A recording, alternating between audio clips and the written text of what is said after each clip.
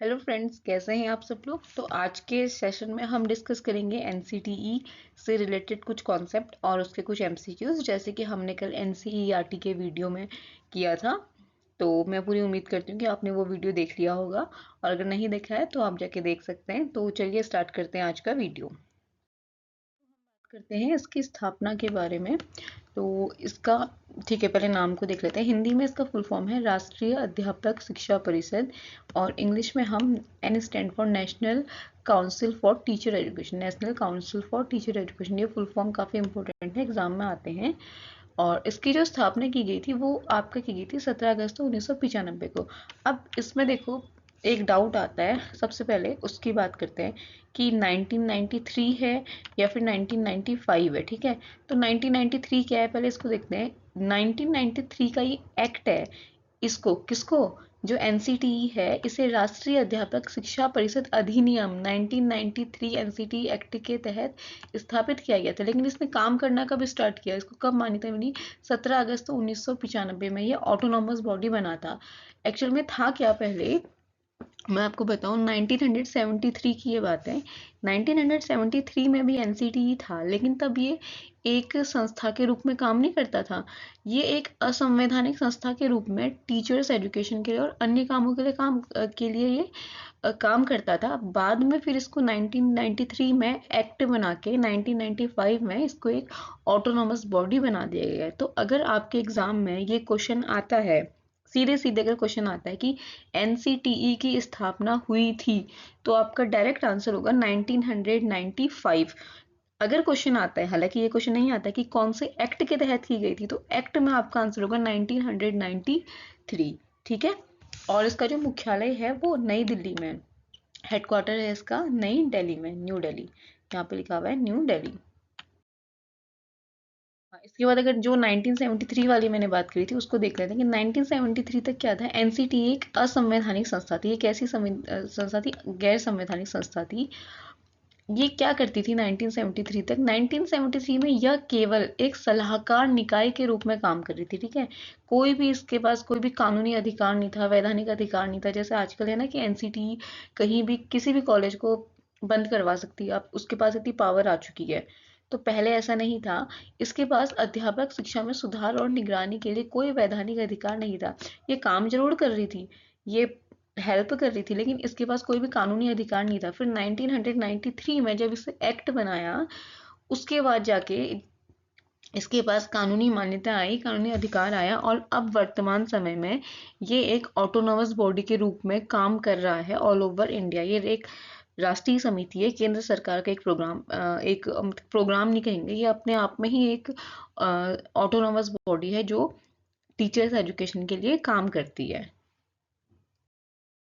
इसके बाद इसके कुछ क्षेत्रीय कार्यालय हैं। हेडक्वार्टर तो इसका कहाँ है, न्यू दिल्ली में। ठीक है, लेकिन कुछ क्षेत्रीय कार्यालय हैं। क्षेत्रीय कार्यालय से कौन कौन से हैं, 4 क्षेत्रीय कार्यालय हैं इसके। ठीक है, पहले तो आप ये समझ लो इसके कितने क्षेत्रीय कार्यालय, 4 हैं। कहाँ कहाँ है, भोपाल में है, भुवनेश्वर में है, बेंगलुरु में है, और जयपुर में है। एनसीईआरटी के कितने थे, 5 थे।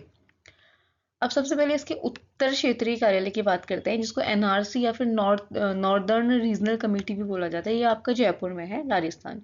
इसका ये कहाँ पे है, ये जयपुर में है। ठीक है, ये इसमें इसके अंदर कौन कौन से एरिया को कवर करता है, कौन कौन से राज्यों को कवर करता है, ये मैंने यहाँ पे लिखा हुआ है। तो ये उत्तर भारत के राज्यों को कवर करता है, जैसे कि दिल्ली है, हरियाणा है, पंजाब है, उत्तर प्रदेश है, उत्तराखंड है, राजस्थान है, हिमाचल प्रदेश है, और चंडीगढ़ है। अब ये हमारे लिए क्यों इंपॉर्टेंट हो जाता है नॉर्दर्न वाला, क्योंकि ये उत्तराखंड को भी कवर करे। अगर क्वेश्चन घुमा के आ गया, इतना तो आएगा नहीं, लेकिन अगर आ जाता है कि एनसीटीई की कौन सी क्षेत्रीय जो कार्यालय है जो उत्तराखंड को कवर करता है, तो वैसे ही बता सकते हैं आपकी नॉर्थ जो है जयपुर है वो करेगा, लेकिन हमें जानकारी होनी चाहिए। इसके बाद आता है ईस्टर्न रीजनल कमेटी, पूर्वी क्षेत्रीय कार्यालय, जिसको कि ईआरसी बोल देते हैं हम शॉर्ट में। और ये आपका कहाँ है, ये आपका भुवनेश्वर में है, उड़ीसा में। ठीक है, ये आपका भुवनेश्वर में है स्थान। और ये किसको कवर करता है, ये ऑब्वियसली जो पूर्वी भारत वाले हैं उन राज्यों को कवर करेगा, जैसे कि पश्चिम बंगाल है, उड़ीसा है, बिहार है, झारखंड है, और इनको ये कवर करता है। आता है वेस्टर्न रीजनल कमिटी, WRC, या फिर पश्चिमी क्षेत्रीय कार्यालय, जो कि आपका भोपाल है मध्य प्रदेश में। इसमें इसमें पश्चिम वाले राज्य की मध्य प्रदेश आएगा, छत्तीसगढ़ आएगा, गुजरात आएगा, महाराष्ट्र आएगा और गोवा आएगा। इन राज्यों को ये वाला क्षेत्रीय कार्यालय कवर करता है। अब लास्ट में आता है दक्षिण क्षेत्रीय कार्यालय, SRC, साउदर्न रीजनल कमिटी। इसमें जो साउथ वाले स्टेट हैं वो आएंगे, और ये कहाँ पे है, ये आपका बेंगलुरु में है। इसमें जैसे कि तमिलनाडु है, कर्नाटक है, केरल है, आंध्र प्रदेश है, तेलंगाना है और लक्षद्वीप है, ये सारे आएंगे। तो इसके रीजनल सेंटर मेनली 4 हैं। उत्तर वाला कौन सा है, पूर्वी वाला कौन सा है, पश्चिम वाला कौन सा है, दक्षिण वाला कौन सा है, ये आपको इससे पता लग गया होगा। ये इंपॉर्टेंट है, ये आपका एग्जाम की पॉइंट ऑफ व्यू से बहुत ज़्यादा इंपॉर्टेंट है। क्वेश्चन बनेगा, यहीं से बनेगा, फैक्चुअल क्वेश्चन बनेगा, या स्थापना के बारे में पूछेगा, या उद्देश्य पूछेगा, या क्षेत्रीय कार्यालय पूछेगा, या फिर आपसे फुल फॉर्म पूछ देगा। ठीक है, या सदस्यों के बारे में आपसे पूछ लेगा।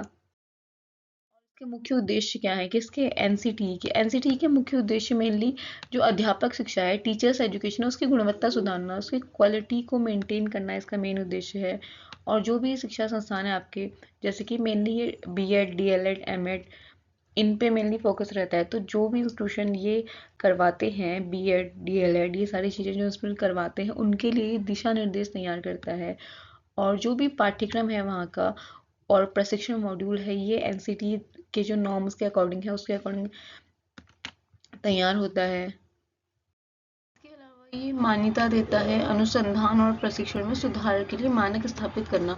मतलब मेनली जो भी आपकी टीचर्स एजुकेशन से रिलेटेड इंस्टीट्यूशंस हैं, उनके लिए सिलेबस को तैयार करना, या फिर जो पाठ्यक्रम है, करिकुलम की हम बात करें, सिलेबस तो छोटा शब्द होगा, करिकुलम को तैयार करना, उन और वो जो इंस्टीट्यूशंस हैं वो अच्छे से चल रहे हैं या नहीं चल रहे हैं, वो एनसीटी के नॉर्म्स के अकॉर्डिंग है या नहीं है, वहाँ कुछ गड़बड़ी तो नहीं है, और टीचर्स का जो प्रशिक्षण हो रहा है वो एक क्वालिटेटिव वे में हो रहा है या नहीं हो रहा है, इन सब चीज़ों की निगरानी करना ही एनसीटी का मेन एम है, मेन उद्देश्य है। एनसीटी के सदस्यों की बात करें कि कौन कौन से सदस्य होते हैं, तो मेनली देखिए इसमें 3 तो इसमें पूर्णकालीन अधिकारी होते हैं, इसके अलावा इसमें 52 अन्य मेंबर होते हैं, और कुछ इसमें मनोनीत सदस्य भी होते हैं। तो मेनली जो इसके 3 सदस्य हैं, ये इसके पूर्णकालिक सदस्य होते हैं, जिनका जो कार्यकाल है वो टोटल 4 साल का होता है। कितने साल का होता है, इनका कार्यकाल 4 साल का होता है। इसमें कौन कौन आता है, इसमें अध्यक्ष आते हैं जो कि चेयरपर्सन, जो कि वर्तमान में कौन है, प्रोफेसर पंकज अरोड़ा एनसीटी के चेयरपर्सन है आजकल। उसके अलावा इसमें उपाध्यक्ष आते हैं, वाइस चेयरपर्सन होते हैं, ये क्या करते हैं, अध्यक्ष के सहयोगी हैं और कुछ विशेष जिम्मेदारियां निभाते हैं। इसके अलावा सदस्य सचिव इसमें आते हैं, जो आपका पूर्णकालीन अधिकारी है, ये परिषद के प्रशासन और कार्यान्वयन को संचालित करते हैं। तो ये इनका कार्यकाल टोटल 4 साल का होता है। ठीक है, इसके अलावा कुछ अन्य सदस्य होते हैं, उसमें जैसे कि कुछ केंद्र सरकार के प्रतिनिधि होते हैं, जिसमें कि आपका उच्च शिक्षा से संबंधित है, महिला और बाल विकास से संबंधित है, सामाजिक न्याय और स्वास्थ्य मंत्रालय के 4 सदस्य इसमें इंक्लूडेड होते हैं। इसके अलावा कुछ राज्य सरकार के प्रतिनिधि होते हैं, जिसमें कि जो भी प्रत्येक क्षेत्र है ना इनके, उत्तर, दक्षिण, पूर्वी और पश्चिमी, वहाँ से जो स्टेट गवर्नमेंट है वहाँ के एक एक प्रतिनिधि चुन लिए जाते हैं। और यूजीसी जो है, यूजीसी के भी एक प्रतिनिधि इसमें चुन लिए जाते हैं, यूजीसी के अध्यक्ष को भी चुना जाता है मेनली इसमें। इसके अलावा सीबीएसई का एक प्रतिनिधि होता है, और जो AICTE है, अखिल भारतीय तकनीकी शिक्षा परिषद है, वहाँ से एक प्रतिनिधि होता है, और कुछ शिक्षा विशेषज्ञ और शिक्षक होते हैं, जिसमें कि आपकी जो टीचर्स एजुकेशन है, स्कूल एजुकेशन है और हायर एजुकेशन है, उसके विशेषज्ञ होते हैं। और 10 क्या होते हैं, 10 शिक्षाविद होते हैं, जो शिक्षा के क्षेत्र में उत्कृष्टता के लिए जाने जाते हैं। मतलब कोई भी ऐसा शिक्षाविद जिन्होंने एजुकेशन के फील्ड में कोई ऐसा काम किया होता है जो कि एजुकेशन को आगे बढ़ाने के लिए हेल्पफुल हो, उनको इसमें चुन लिया जाता है।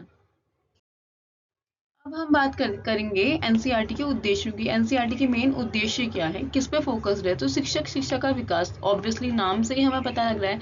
तो क्या करता है, ये शिक्षक शिक्षा के क्षेत्र में व्यापक योजना और समन्वय सुनिश्चित करना इसका मेन एम है।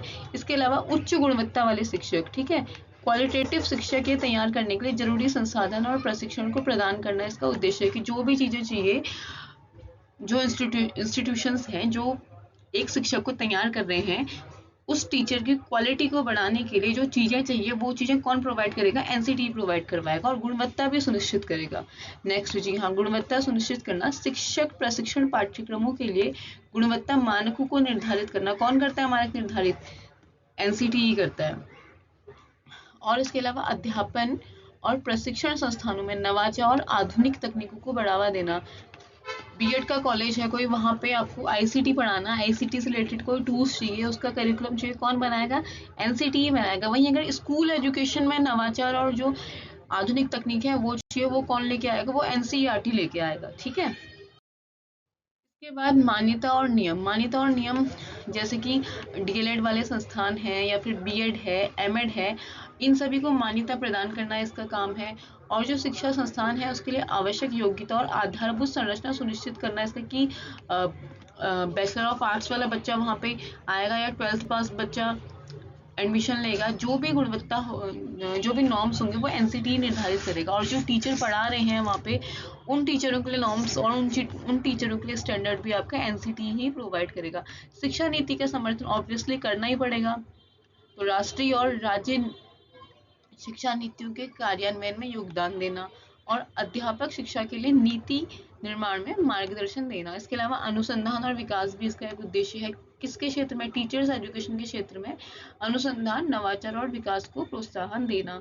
इसके अलावा ये राष्ट्रीय और अंतर्राष्ट्रीय जो संगठन है उनके आपस के जो समझौता है, आपस के जो संबंध है, वहाँ पे भी ये सहयोग करेगा। है हम एनसीईआरटी के कार्यों की बात करें तो शिक्षा पाठ्यक्रम का निर्माण, मतलब कुल मिला के आप पॉइंट्स कितने भी ले आओ, बात वो ये है कि टीचर से रिलेटेड जो भी चीज़ें हैं, टीचर एजुकेशन रिलेटेड, वो एनसीटी के अंतर्गत आती हैं। इसमें क्या है कि अध्यापक शिक्षा के लिए पाठ्यक्रम और दिशा निर्देश तैयार करना। नेक्स्ट है आपका संस्थानों की निगरानी। कौन सा संस्थान, जो बीएड, एमएड, डीएलएड, बीएलएड ये सारी चीज़ें करवाते हैं। शिक्षा संस्थानों का निरीक्षण और उनकी मान्यता के लिए मूल्यांकन करना। और नेक्स्ट पॉइंट है आपका मानकों को पूरा न करने वाले संस्थानों पे कार्रवाई करना। जैसे न्यूज़ आती है ना कभी कभी कि एनसीटी ने इस संस्थान को बंद करवा दिया, ये करवा दिया, तो ये एनसीटी की एक बहुत बड़ी एक पावर हम कहेंगे कि ये जब चाहे इंक्वायरी करके जिस संस्थान में नॉर्म काम नहीं हो रहा है इसके नॉर्म्स के अकॉर्डिंग, उसको ये बंद करवा सकता है। इसके अलावा है शिक्षा के लिए मानक तय करना, यानी कि वो न्यूनतम पात्रता मानदंड, शिक्षण घंटे है, पाठ्यक्रम की संरचना है और परीक्षा मानदंड, ये सारी चीज़ें ही कौन निर्धारित करता है, एनसीटी निर्धारित करता है। कितने टीचिंग के आवर्स होंगे, कितना उनको पढ़ाना है, क्या पाठ्यक्रम होगा और किस तरीके से परीक्षा ली जाएगी, आपका सेमेस्टर वाइज है या आपका सालाना है, जो भी इस टाइप की चीज़ें हैं वो सब एनसीटी ही करता है। इसके अलावा क्षमता निर्माण, मतलब शिक्षकों और प्रशिक्षण संस्थानों की क्षमता निर्माण के लिए ये वर्कशॉप आयोजित करेगा, संगोष्ठी करेगा और प्रशिक्षण कार्यक्रमों का आयोजन करेगा। उन टीचर्स को पढ़ाने के लिए भी ये प्रशिक्षण देगा। जो भी प्रोग्राम्स होंगे वो सारे ही एनसीटी ही प्रोवाइड करेगा। तो कुल मिला के एनसीटी का अगर हम ये देखें तो उसका ये है कि जो शिक्षा है उससे संबंधित जो भी क्षेत्र हैं उसमें जो भी विश्वविद्यालय हैं, चाहे वो यूजीसी है और कोई भी है बीएड करवा रहा है, उन सभी संस्थानों को ये सलाह देता है और साथ ही साथ उनका पाठ्यक्रम बनाता है, उनके नॉर्म्स तय करता है और वहाँ पे जो भी चीज़ें चल रही हैं वो अच्छे से चल रही हैं या नहीं उसकी निगरानी रखता है। और ये जब चाहे अपनी जो पावर है उससे उस संस्थान को बंद करवा सकता है। इसकी स्थापना हुई थी 1995 में, 1993 के एक्ट के अकॉर्डिंग। इसके 4 क्षेत्रीय कार्यालय हैं और उसका फुल नेम क्या है, national council for teacher education. इतना आप याद कर लो, आपका काम बन जाएगा। ठीक है, अब इसके बाद हम बात करते हैं कुछ एमसीक्यूज की। एनसीटी किसके अंतर्गत कार्य करता है, किसके अंतर्गत करता है, विश्वविद्यालय अनुदान आयोग के अंतर्गत, केंद्रीय शिक्षा मंत्रालय के अंतर्गत, राज्य शिक्षा विभाग के अंदर या एआईसीटीई के अंतर्गत।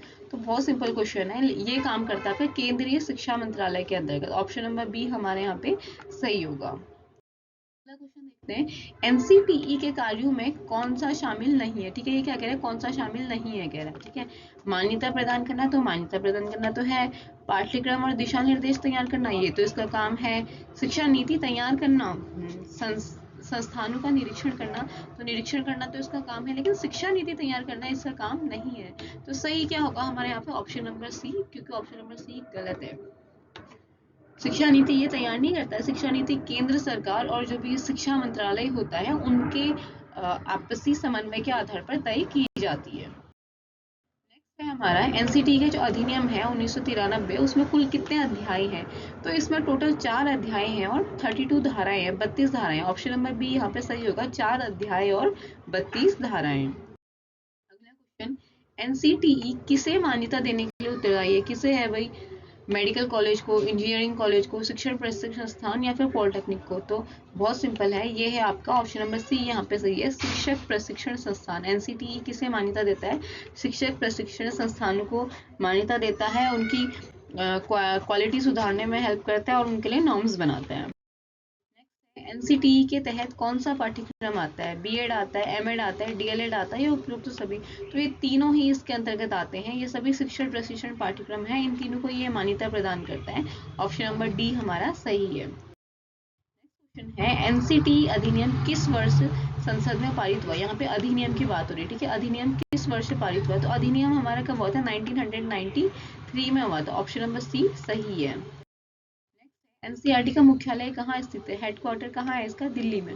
Option number C New Delhi correct है। एनसीईआरटी के जो सदस्य सचिव हैं उनका मुख्य कार्य क्या है? शिक्षा पाठ्यक्रम तैयार करना, प्रशासन और संचालन देखना, संसाधनों को मान्यता देना या सलाह देना? तो मैंने आपको बताया था कि इनका जो मुख्य कार्य है ये है आपका प्रशासन और संचालन देखना। ऑप्शन नंबर बी हमारा सही आंसर होगा। एनसीटीई के कार्यों में कौन सा शामिल नहीं है? आई थिंक ये क्वेश्चन रिपीट हो गया, तो ये तीनों इसमें शामिल थे। शिक्षा नीति बनाना इसमें शामिल नहीं होगा, संस्थानों का निरीक्षण करेगा, मानक तय करेगा, पाठ्यक्रमों की मान्यता देगा। ऑप्शन नंबर बी हमारा सही है। एनसीटीई का मुख्य उद्देश्य क्या है? उच्च शिक्षा का सुधार है, शिक्षक शिक्षा में गुणवत्ता सुनिश्चित करना है, छात्रों के लिए पाठ्यक्रम तैयार करना है या शिक्षा में निजीकरण को बढ़ावा देना है? तो मेन एम क्या है इसका? वही कि टीचर्स एजुकेशन की गुणवत्ता सुधरे। ऑप्शन नंबर बी यहाँ पे सही होगा। तो ये था आपका एनसीटीई। आई होप इससे रिलेटेड सारे ही पॉइंट्स मैंने कवर किए हैं जो एग्जाम के पॉइंट ऑफ व्यू से इम्पोर्टेंट है। इसके अलावा अगर कुछ एमसीक्यू बचे हैं, वो तो होता ही है, एमसीक्यू में तो काफ़ी सारी चीज़ें आ जाती है, तो उसके लिए मैं बाद में अलग से वीडियो जरूर लेके आऊँगी। तो आज के लिए बस इतना ही। Thank you for watching and best of luck for your exams.